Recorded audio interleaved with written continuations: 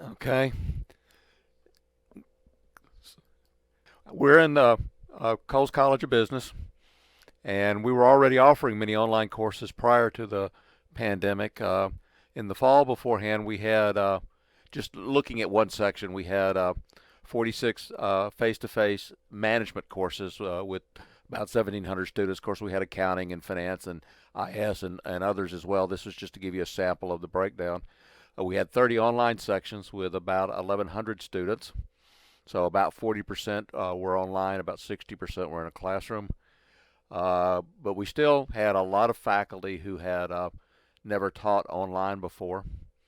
Uh, what we tended to have was the faculty that were in the high enrollment courses would have experience teaching online, especially our business core classes, and the faculty who were teaching low enrollment classes tended not to put the work in to put them online, so they only taught those face to face. And so the ones teaching those face-to-face classes had little to no experience actually teaching online, although they did use post grades and things like that. And as a lot of other schools did around that time, on March 12th, 2020, Kennesaw State converted all the classes to fully online. Uh, and There wasn't a lot of warning prior to the conversion, although if you paid attention, you knew it was coming. At the time, we had 160 full-time faculty members in the Coles College of Business, and we had about that many part-time faculty as well, although I don't have an exact count. We had 6,100 undergraduate students. I didn't look at graduate students at all, just 6,100 undergraduates. After the grades were turned in, and everybody had time to calm down from the rough semester, we sent a survey out to all of the full-time faculty. I thought it was going to the part-time as well, but the turned out that the email group that was set up didn't include the part-time faculty. The survey that I sent out had our institutional review board approval, and the dean had reviewed it and was fine with it. We got a 36% response rate from the full-time faculty, which I thought was pretty good, especially since we were into summer semester at that point in time. On average, they had been teaching about 12 years, which is fairly typical for the university. Faculty tend to come there and stay for a long time. We had 24% of the faculty had never taught anything online before, and most of those were from like I said, the small enrollment classes. For the faculty who had taught online, their average was 7.2 years of teaching online, which was pretty high, I thought. I had expected a stronger correlation between the younger faculty with less teaching experience doing more teaching online, and the older faculty not teaching online as much. But the correlation was small, and the correlation wasn't significant either. 35 of the faculty in the survey had designed at least one online course from scratch, and then 42 had redesigned an existing online course. And then 13 had neither designed or redesigned an online course, so they had no experience at all developing anything like a course online. This is a breakdown of the faculty that responded to the survey. Most of them were tenure track professors. Now, we do have a few clinical faculty, and I didn't separate those out, but only 13 were lecturers or senior lecturers. 44 had a doctoral degree, which is most of the tenure track, and the 14 had a master's degree, which is mostly the lectures and senior lectures. The average age, well, they were between 41 and 70, which is kind of reflective of our faculty ages there on campus. We have an older group of faculty. 36 males and 20 females responded. That's roughly the breakdown of our faculty. So we got about an equal response rate from both. Our learning platform was Desire to Learn D2L. About 65% of the faculty were comfortable with it. And I asked them about the features that they were comfortable with and the ones that they weren't so comfortable with. And just about all the faculty were comfortable with quizzes and posting slides and posting grades, because those are the kinds of things that you would do even in a face-to-face class. Most of the faculty were not familiar with holding video chats, either straight video chats or Collaborate Ultra, which is another way of doing that. So they weren't used to being on there with video talking to the students. Uh, as part of the survey, we asked them how many courses they converted, and there was a total of 97 courses being converted from fully online, from fully face-to-face to fully online, and with the average faculty member converting a little less than 2. Of those 97, 22 had never been taught online by anyone. Most of those were the smaller enrollment classes that just weren't offered online. So we had a good number of classes that had never seen online before that had to be converted. And I asked them, what did you change as part of the conversion? And there were not a lot of changes to course assignments. There weren't as many changes to the lectures as I expected, and the changes that we saw were primarily Zoom-type lectures. They covered about the same level of topics, almost no changes there. And I was very surprised to see that there weren't a lot of changes to the attendance policy.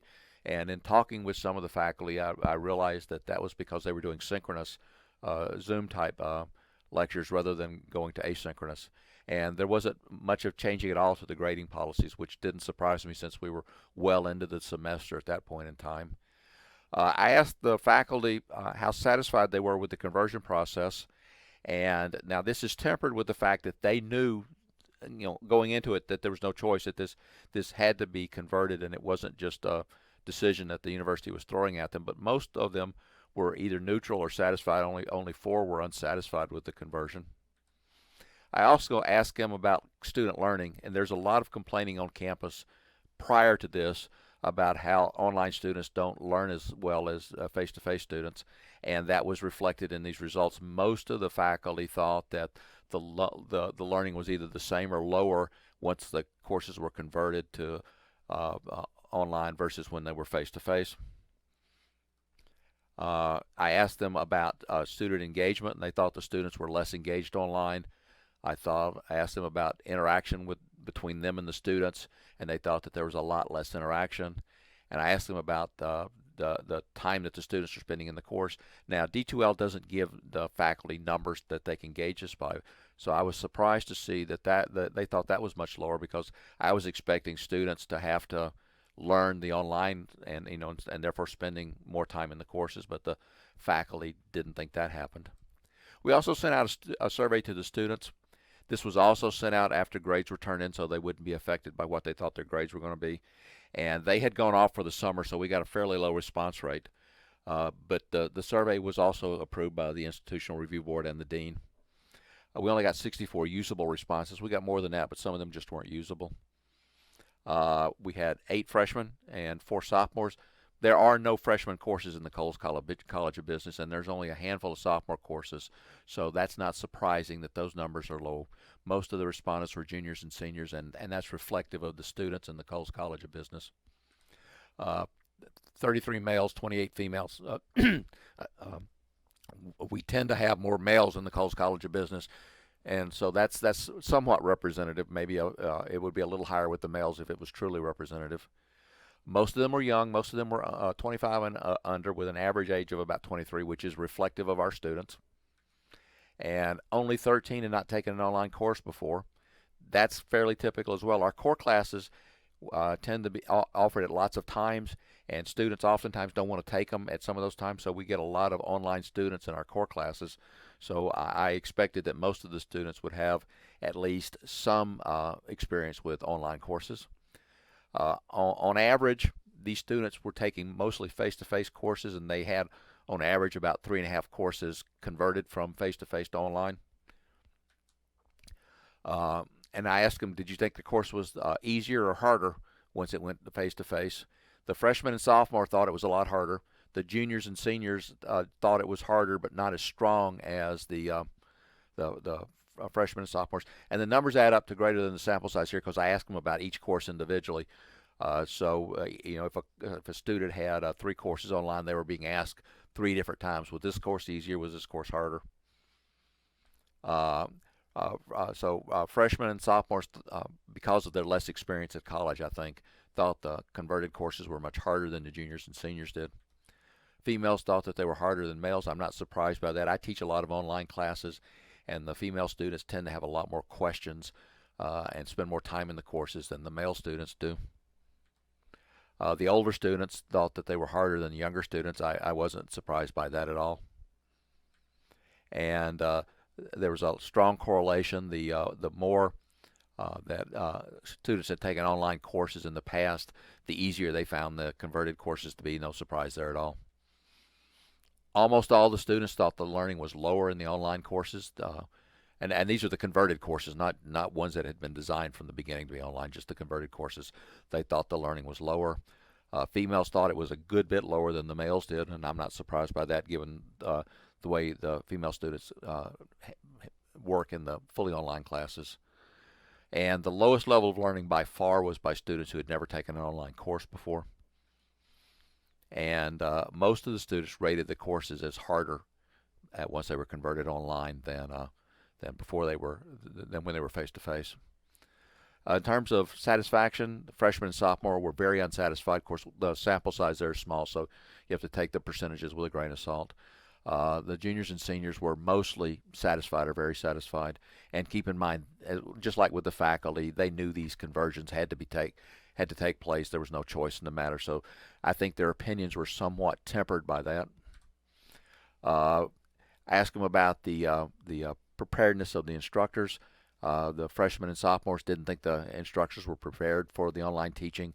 Keep in mind that those were primarily taking courses that were taught by lecturers. The juniors and seniors thought that the faculty were much more prepared than did the freshmen and sophomores. We then took two courses that were historically taught both online and face-to-face. That's ops and project management. And we said, let's look at the assignments, that the work that they do after the conversion, and see if the online students do fully online for the whole semester students do better or worse than the students that are in the converted courses. For OM, for ops, we looked at 8 assignments. That they did all these 8 assignments after the conversion. In 5 of the 8, the fully online students did better than the students in the conversion courses. In 3, there was no difference, and there were no assignments where the converted students did better than the fully online students.